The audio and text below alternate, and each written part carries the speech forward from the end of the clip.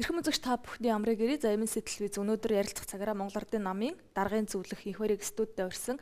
За тэгэхээр Монгол Ардын намын хувьд 10 дугаар сарын 27-нд их хурлаа зохион байгуулах гэж байгаа тийм ээ. Тэгэхээр ойрын өдрүүд бас анхаарал татж байгаа сэдв бол Ардын намын их хурл яаж болох бол ямар асуудлууд хэлцэх бол юу болж өнгөрөх болоо гэдэг юм хүлээлт байна л да. Тэгэхээр намын гишүүдийн хувьд өөрсдөө яг намын их хурлаа яаж бэлдэж байна? Ямар хүлээлттэй? Монгол Ардын намын нээлжид 27 дугаар их хурл 10 сарын 27-ны өдөр зохион байгуулагдана. 4 жилд нэг удаа болдог намын дүрмээр. За энэ удаагийн намын их хурл бол манай нам сүүлийн удаа дараагийн улс төрийн сонгуулиудад хүссэн хэмжээндээ хүртэл амжилттай бас оролцож чадаагүйгийн дараа болж байгаа ийм онцлог нөхцөл байдал болж байна. За намын их хурлын төлөөлөгчдийг намын анхан шатны байгууллага үүрүүдээр хилэлцээд нээлттэй өрсөлдөөнтэй чөлөөт зарчмаар сонгож илгээх энэ ажлууд яг энэ 7 хоногт зохион байгуулагдаж явагдаж байна.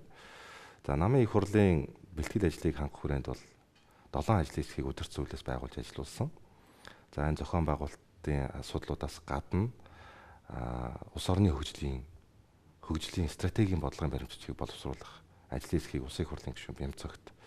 За мөн намын нарийн бичгийн дарга Жэсүх Батараар ахлуулсан намын дүрмд өөрчлөлт оруулах ажлын хэсэг, намын мөрийн хөтөлбөрт боловсруулах ажлын хэсэг мөн хөргөлд нарийн бичгийн дарга ахлуулсан. Ингээд бас тодорхой хэд хэдэн бодлогын баримтчүүдийг баталгаар боловсруулж үндсэндээ энэ 7 хоногоос эхлээд анхан шатны үүрүүдээр хилцэх, олон нийтэд энэ өөрчлөлтүүдийг танилцуулах энэ ажлууд эхлээд зохион байгуулагдчих.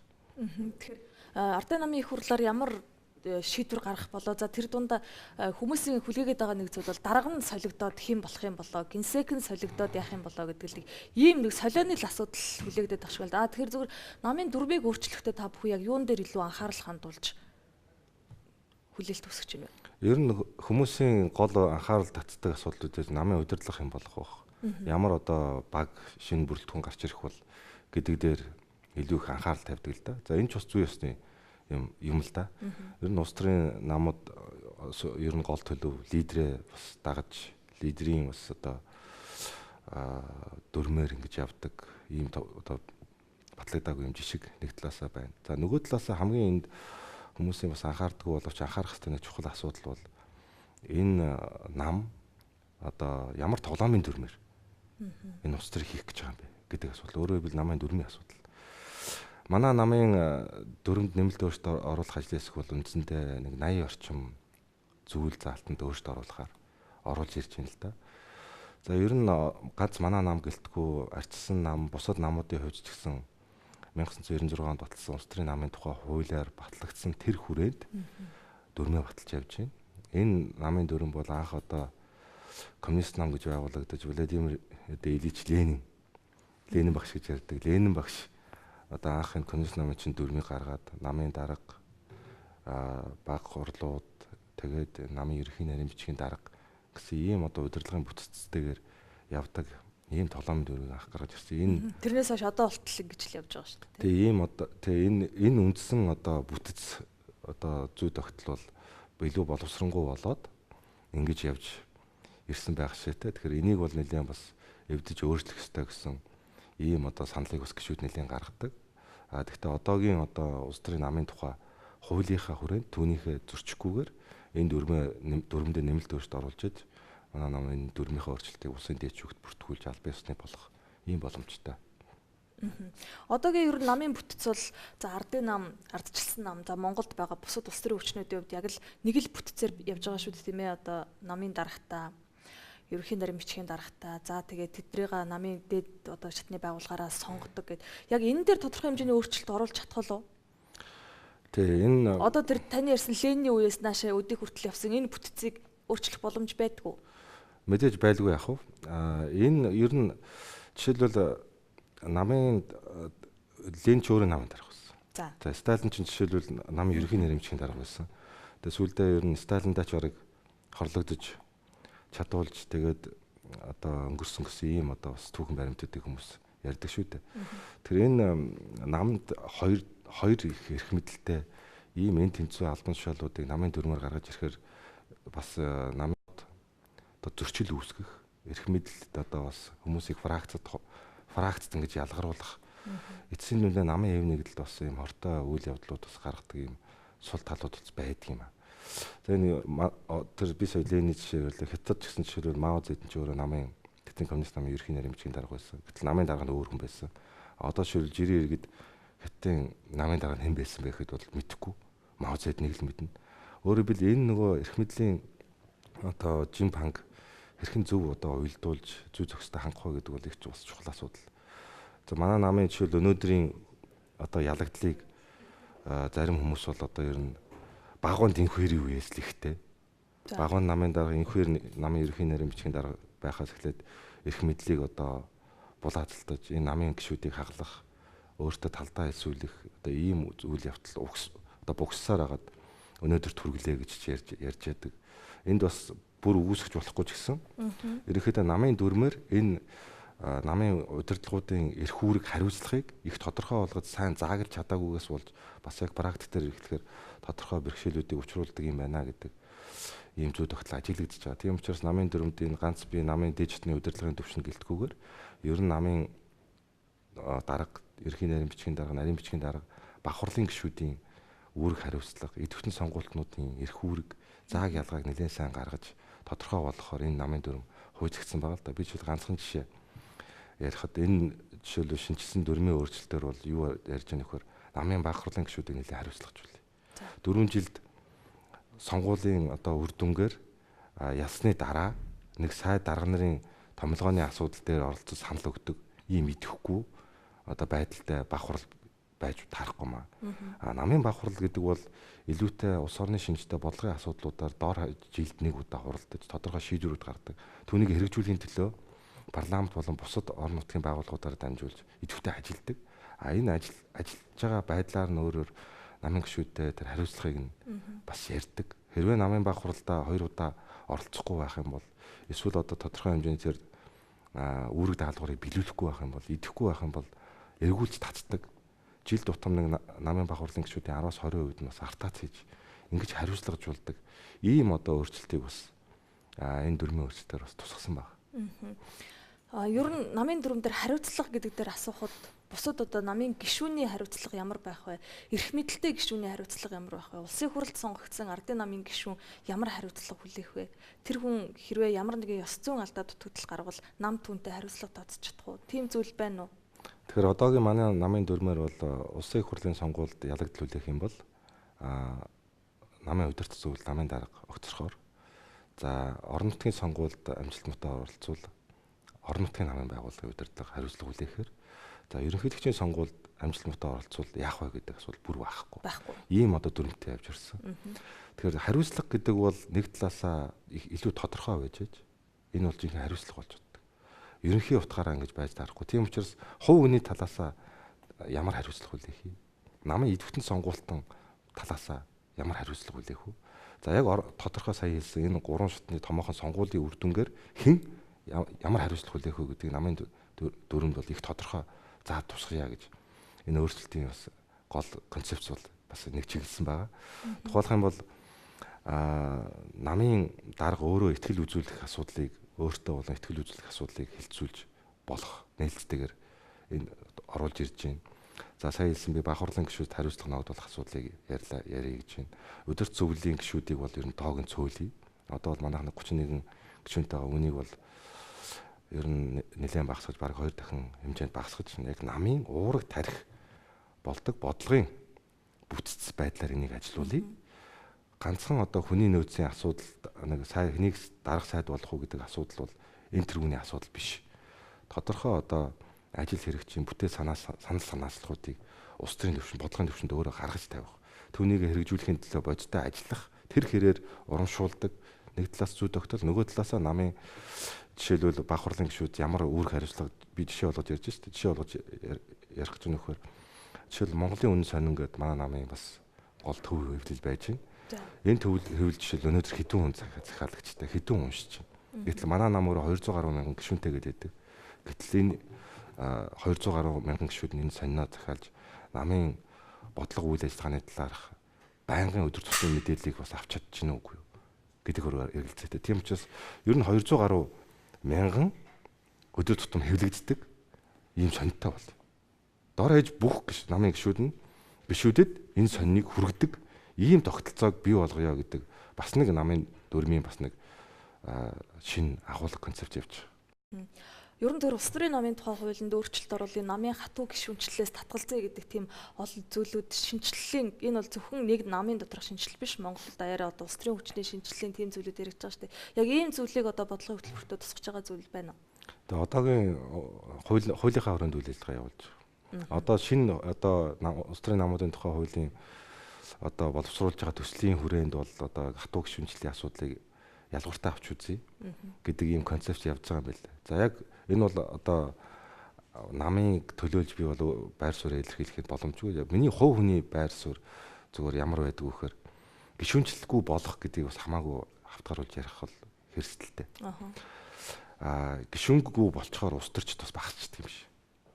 Нам гишүүнгүй болчоор. Энд хаасаагүй одоо ийм дов жалган сум дээр хүртэл баг дээр хүртэл аваачаал улс төрж талцаад байна гэдэг бол үндэслэлтэй асуудалтай юм байгаа. Гэхдээ энийг байхгүй болох гэж нэгэд намыг гишүүнчлэхгүй болгох нь өөрөө ямар үр дагаврыг бий болгодог вэ гэхээр энэ намыг энэ улс төрийг улс төр бол хэдхэн цөөхөн хүний тоглодог. Хэдхэн цөөхөн хүний мэддэг тийм асуудал болоо өрчдөг. Ялангуяа сүүлийн одоо үеийн Монголын улс төрийн нөхцөл байдлыг аваад үзэхээр илүү үе залгамжилсан одоо өөр хүүхэд өөрийнхөө төрөл садны хүмүүсийг улс төрд эрх мэдэлд илүү гарах ийм процесс хүчтэй явж байгаа. Ардын хүүхдүүдэд болохоор хаалттай байдаг. Ийм одоо систем явж байгаа. Илүү өнгө мөнгөөр энэ эрх мэдлийг худалдаж авах гэсэн ийм одоо хүчтэй улс төрийн нөлөөлөл явж байгаа үед бол гишүүнчлэхгүй болгоно гэдэг бол тэр хүмүүсийн л асуудал болох илүү магадaltaй. Өөрөөр хэлбэл одоо эрх мэдэлтэй байгаа энэ хүмүүс бүр үр хүүхдээ өвлүүлдэг. Ийм тогтолцоог энэ гишүүнчлэгүй болох нэрийн дор бас авч үлдэх магадлал учраас энийг бол их болгоомжтой ярих хэрэгтэй. Жишээл ардын намын хувьд гэхэд чинь 200 гаруй мянган гишүүнтэй энд тэр одоо эрх мэдэлтүүднийх нь төр садны үр хүүхдүүд гэр бүлэнч байна. Энд олон 10 жирийн айлын хүүхдүүд ардын хүүхдүүд байна. Тийм учраас тэр хүмүүст бүгдд адилхан боломжийг олгосон бүгдд ажилд хичээх юм бол тодорхой бодлого төвшүүлээд хөдөлмөрлөө зүтгээд гараад ирэх юм бол тэднэрт бүгдэнд нь хаалга нээлттэй байх. Тэр боломжийг улс төрийн намын дүрм өөрөө олох хэрэгтэй. Тийм учраас би бол энэ гишүүнчлэгүй болгоё гэдэг асуудлыг бол нэлээд тийм нухацтай авч үзсэн. За тэгэхээр улс төрийн хатуу гишүүнчлэлийн талаарх ийм байр суурьтай байна. Ер нь зүгээр буцаад ардын намын их хурл дүрмийн шинжилэл рүүгээ орё л доо. Түрүүний хэлдгээр Монгол ардын намын ер нь намын дарга, намын ерөнхий нарийн бичгийн дарга гэдэг хоёр хүнийг одоо томилох зарчмыг яаж шинжилвэл илүү одоо болно гэж ер нь зүр улс төрийн судлаачийн хувьд хардаг вэ? Одоо жишээлбэл хоёрдмал удирдлагатай болчлоо тийм үү? Нэг нь намын дарга гэдэг нэг хүчрэх хүн байдаг. За бас ерөнхий нарийн бичгийн дарга гэдэг хүчрэх хүн байдаг. Тэр хүмүүсийг өөрсдийнхөө фракцаас гаргаж ирдэг. Тэгэхээр яг энд бол бас дүрмийн зохицуултаас бас үүдэлтэй л асуудал л да. Тэгээ манай намын дүрм зааснаар бол намын дарга бол намаа төлөөлөх, намын ерөнхий нарийн бичгийн дарга удирц зөвлөлийн гишүүдийг баг хуралд сонгуулахаар нэрийн дэвшүүлэх. Ийм бүр эрхтэй байдаг. За ер нь ерөнхий нарийн бичгийн даргын хувьд зарим тохиолдолд яг бас хоёрдмал удирдлагатай юм шиг их хүчтэй ийм эрх мэд жин тухай дээр байдаг гэж бас ингэж ойлгодог. Ер нь бол яг агуулга нь бол намын одоо өдөр тутмын хэрэглэх газрын одоо үйл ажиллагааг өөрөөр хэл хүний нөөц төсөв боловсруучны асуудал гэдэг өдөр тутмын шуурхай удирдлагын асуудлуудыг хариуцдаг гүйцэтгэх албан тушаалын намын менежер юм ба шүү дээ. Намын менежер хамгийн дээд одоо албан тушаал шүү дээ.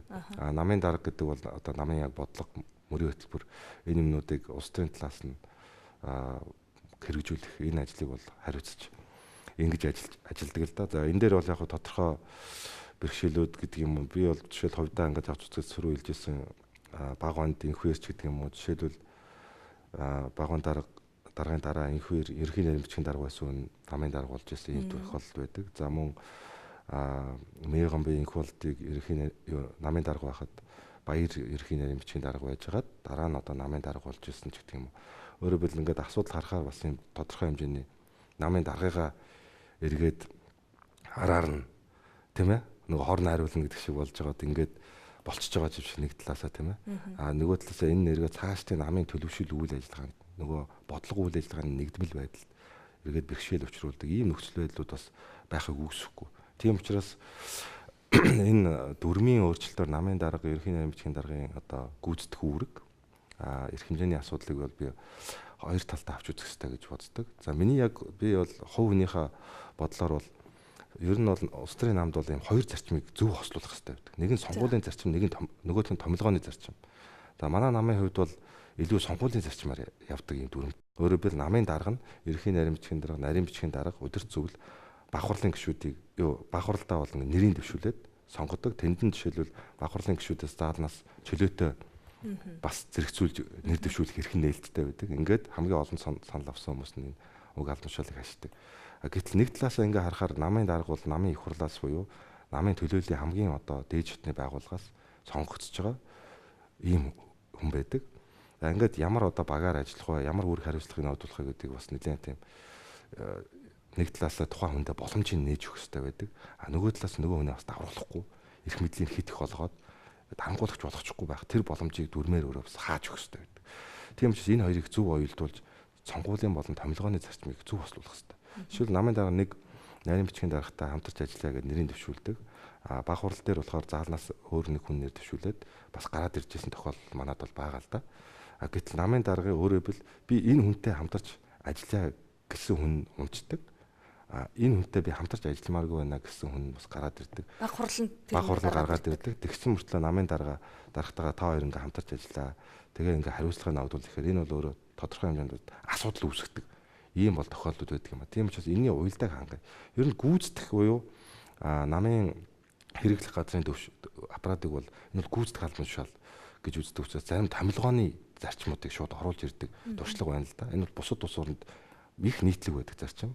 За харьцан намын хувьд бол жишээлбэл намын дарга нь үндэсний зөвлөх орондоо намын ерөнхий нарийн бичгийн дарга нэр дэвшүүлээд сонгуулийн зарчмаар гаргаад нарийн бичгийн дарга бусад доод албан шалтнууд болохоор шууд намын даргаас томилгооны зарчмаар явуулждаг. Энэ нь өөрөө хэлбэл гүйцэтгэх яг тухайн хүнийг ажлыг хариуцна гэж байгаа нөгөө хүнээ шууд томилох болцоотой. Нөгөө талаасаа хариуцлага алдаад ажил гүйцэтгэх чадвар нь хангалтгүй байх юм бол тухайн үед нь хариуцлага ногдуулаад өөрчлөлт явах уян хатан ийм болцоог намын удирдлагад бий болгож өгдөг. Бүх асуудал дээр сонгуулийн зарчим ярьчаар нөгөө баг хурлаас томилогддог хүн эргээд ажлын шаардлага тухайн үед улс төрийн хариуцлага ногдуулах ийм одоо асуудал гарлаа гэхэд тэнд нь тэгж шавуулдаг. Нөгөө сонгогдоод гараад орсон. Би ч гэсэн адилхан сонгогдсон шүү дээ. Ингээд бас ингээд тодорхой хэмжээний нөгөө бодлогын нэгдмэл хурцтай шийдвэр уян хатан байдлыг бас алдагдуулдаг ийм бол тохиолдлууд байдаг л да. Тийм учраас би бол энэ намын дөрвийн боловсруулах ажлын хэсгийн бас нэг гишүүний нэг.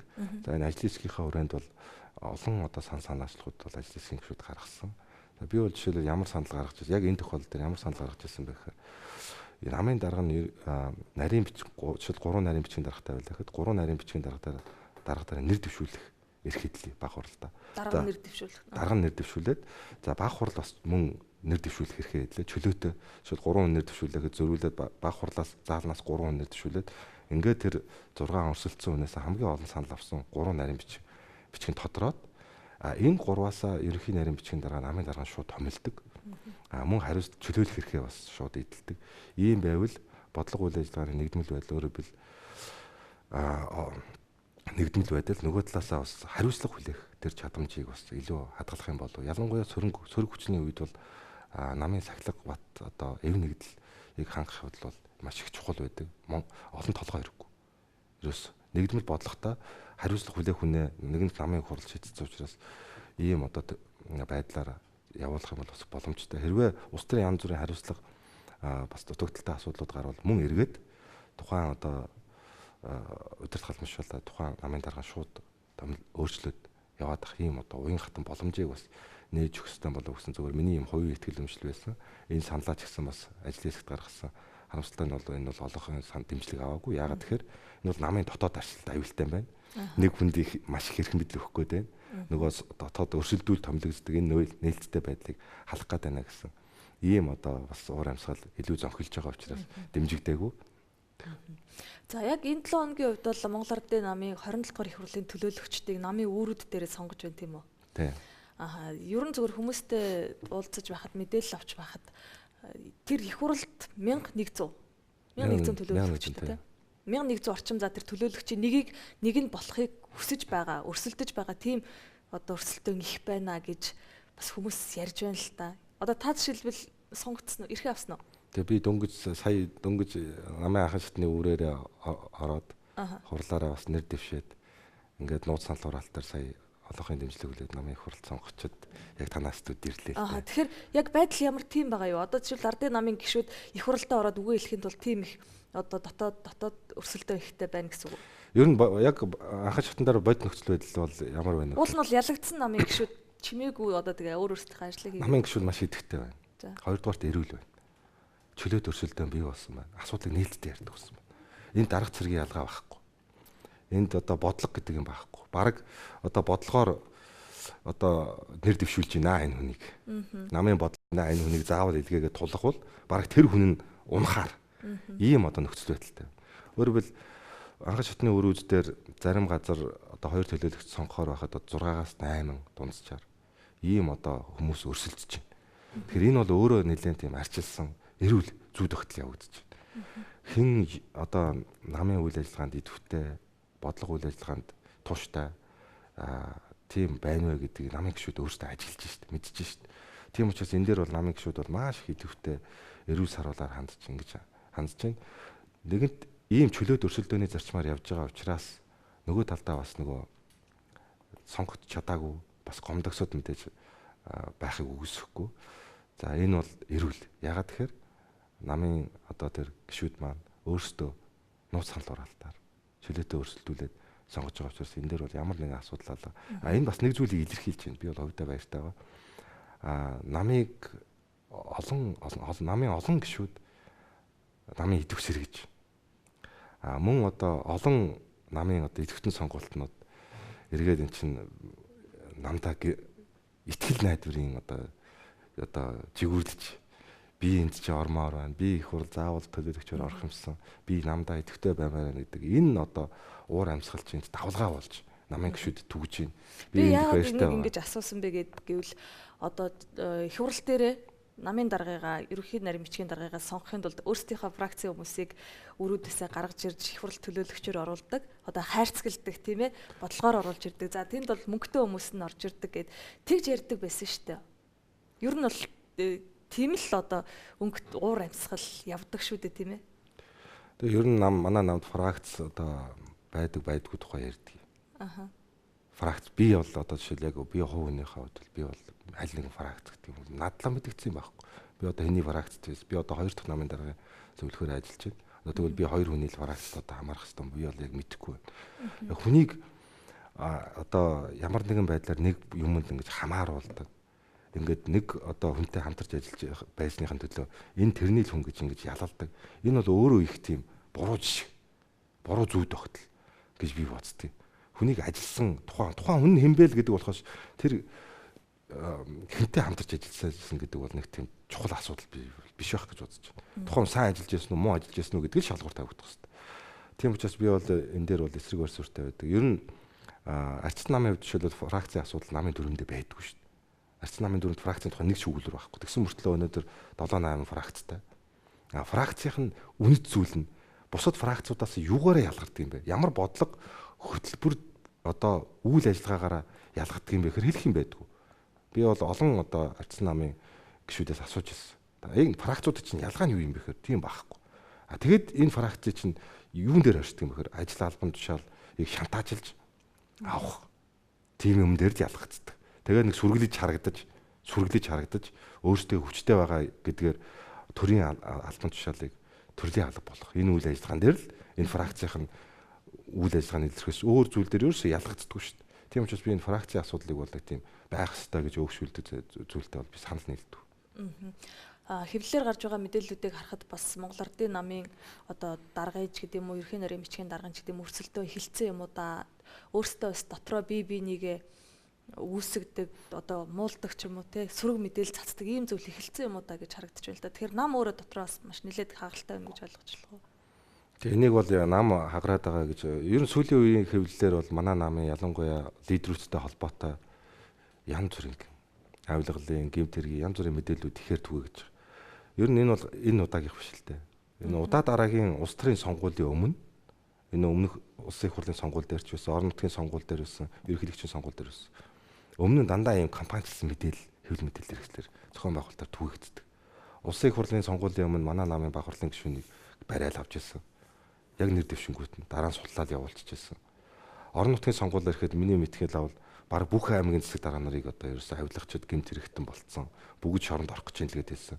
Нэгэн ч одоо нотлогдож шалгадаад шүүгээр ороод нотлогдоод ял авсан юм байхгүй. Тэгсэн мөртлөө тэр хүмүүсийн нэр хүнд хохирол үлддэг. Энэ бол мэдээж бас тийм улс төрийн зорилготой ийм болов үйл явц яваад байгаа. Энэ удаагийн намын одоо их хурл дээр ч гэсэн их олон тэрбумаар нь тоон тун хэлсэн. Ийм одоо авилгалын гэмт хэрэгт буруутгасан мэдээллүүд цацаад байгаа. Энэ олон жилийн хугацаанд болж байхад юугаа хийж ирсэн юм? Энэ жишээл ардсан нам жишээл эрх баригчд болцсон байна. Хэрвээ ийм олон тэрбумаар эдцсэн гэмт хэрэгтэн байгаад байгаа юм бол юугаа яг хараад суугаад байгаа юм? Бушуухан барьж аваад шүүхтэр нотлоод нэг явуулах хэрэгтэй шүү дээ. Тэгээ энийг бол манай намын гишүүц харж шүү дээ. Одоо тэгвэл одоо нэг дургуцаад байх юм байхгүй. Бүгд баярлна. Нам хариулчих цэвэрших талаас бол энэ харин зөв үзэгдэл. Гэтэл ийм байхгүй хэвлэр яриад. Жишээлбэл одоо нэг газрын намаач юм байсаа тэгээд. Одоо би жишээлбэл одоо энэ ардсан намын нэг сайд байж шүү дээ. Баянгол дүүргийн цэцэг дарга байхдаа анх газрын намыг цэцэглүүлээл 4 жил бүгдийн дараа хийсэн. Гэтэл тэр одоо ял өөрөө тэр хамаг 8-аас юм хийчихэд ял амбын нь болохоор манай намын хүн рүү чиглүүлээл энэ л ерөөсө газар намаач юм байсан гэж ичихгүй чиглүүлээд байдаг. Эндээ ингээ амтцсан. Ингээд л яриад байвал ерөөсө 1000 ярихаар үнэн болчдөг гэдэг дүр зурагтай итгэцэн. Ингээд байвал бүр нь болдгийн гэсэн юм зүйлдээ итгэцэн. Ийм бас юм байгаад байгаа. Би тийм учраас энэ дээр бол бодиттой няцаалтуудыг өгч явах хэрэгтэй. Хэрвээ буруутай зүйл байгаа бол одоо бүх эрх мэдэл нэг хүчний гарт байж байна. Бүрэн боломж байна. Шалгаад нотлоод тэр буруутай хүмүүст нь хариуцлага ногдуулаасаа л гэж хүсэж байна. За хөгжлийн хөтөлбөрийг боловсруулах ажлын хэсэгт орж ажилласан. Тэгэхээр Монгол Ардын намын Монгол улсын одоо хөгжлийн стратегийн одоо хөтөлбөр ер нь ямархуу чиглэлээр гарч дүр зураг харагдаж байна вэ? Энэ дээр хэлэх зүйл мэдээлэл байна уу? Тэгэхээр манай нам бол 2012 оны улсын их хурлын сонгуульд 20 жилийн хугацаанд баримтлах ард түмний хөгжлийн хөтөлбөр гэдгийг баталж орсон юм аа.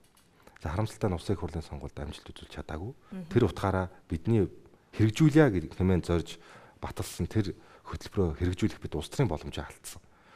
За нэг талаасаа нөгөө талаасаа сүүлийн 1 жил гаруй хугацаанд Монгол улсын нийгмийн эдийн засгийн байдал хасах тал руугаа үзүүлэлтүүд нь бүгд багаслаа. За энэтэй холбоотойгоор энэ ард түмний хөгжлийн хөтөлбөрийг дахин тоцдох, дахин одоо авч үзэж намын их хурлаар хилцэж батлах ийм шаардлага гарч ирж байна. Ер нь бид бодлоготой хөгжихөл ийм л зорилтыг төвшүүлж За байгаа. баярлалаа. Тэгэхээр өнөөдөр ирж Монгол Ардын намын одоо их хурлын өмнөх үйл явдлын талаараас тодорхой мэдээлэл өгсөн танд баярлалаа. Ингээд таны ажилд амжилт хүсье. За баярлалаа. Анхаарлаа хандуулсанд баярлалаа үзэгчдээ. Тэгэхээр бид өнөөдөр Монгол Ардын намын даргын зөвлөх энх баяртай харилцлаа. Та бүхэн сайхан амраарай.